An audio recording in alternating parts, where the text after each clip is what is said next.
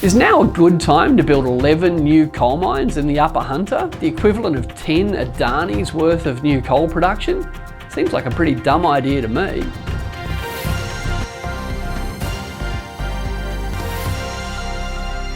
I'm Richard Dennis, the Everyday Economist. You might have heard that Australia's transitioning away from fossil fuels, but the exact opposite is true. In the last 10 years, Australia's become the world's largest exporter of liquefied natural gas, LNG. We now export more LNG than Qatar.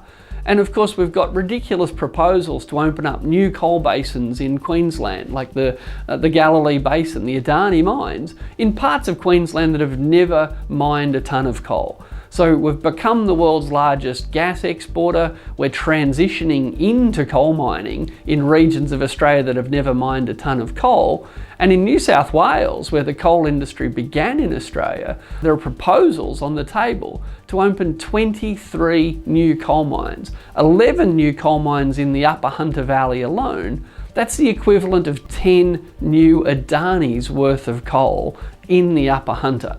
Leaving climate change aside, which is hard to do, the reality is the coal mines in New South Wales and coal mines in the Upper Hunter are already operating well below capacity. While we've heard about this enormous surge in world demand for coal that's been going to come, it hasn't showed up. We know this because while the Port of Newcastle was given permission to build a much bigger coal loader so that it could export a lot more coal, the Port of Newcastle decided not to build the so-called T4 terminal. Why not? Because they didn't think the demand for coal was there.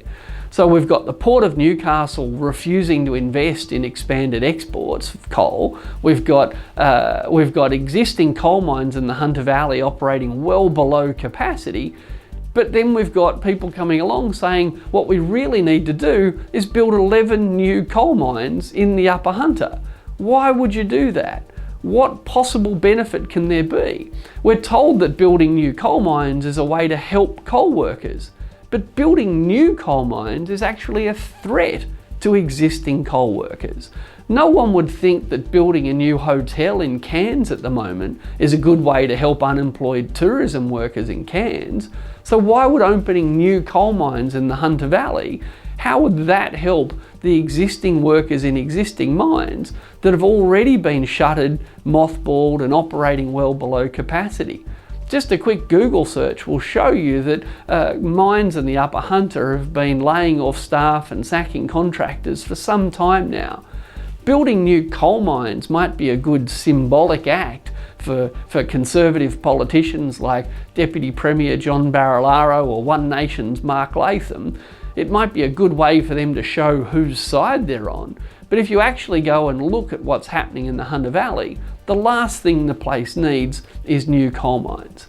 That's why the Australia Institute's research has concluded that what we need in the Upper Hunter, indeed what we need more broadly, is a moratorium on building new coal mines. What does that mean? It simply means we pause the approval and construction of new coal mines. No one's talking about shutting down all of the existing mines, except your Mark Lathams and your John Barilaros. If the extreme green position that they're worried about is shutting down all the coal mines, and their proposal to open up enormous new ones is the extreme right position, then you can't get more sensible centre than simply saying, what if we stopped approving new coal mines? What if we just used the mines we've already got? And if demand for coal increases, then that can come from the existing mines.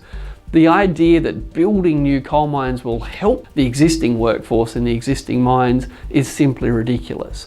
I'm not the only one that thinks that. The Australia Institute just did a survey of people in the Upper Hunter. And what did we find? We found that nearly 6 in 10 people up there support a moratorium on new coal mines, including 54% of National Party voters and 57% of voters for the Shooters, Farmers and Fishers Party. People in the Upper Hunter understand the obvious. New coal mines don't just rip up land that could be used for agriculture, destroy the potential for tourism, but they also harm the workforce for the existing workers in the existing mines. So a moratorium is a simple solution. It gives everything to everybody really, because existing workers in the coal mines get protected, the tourism industry gets protected, the agriculture industry gets protected, the climate gets protected, and it's popular. The only thing stopping a moratorium is the determination of the coal conservative commentariat to make supporting coal mines a weird symbolic issue rather than just actually looking at the economics, the science, and what the community wants.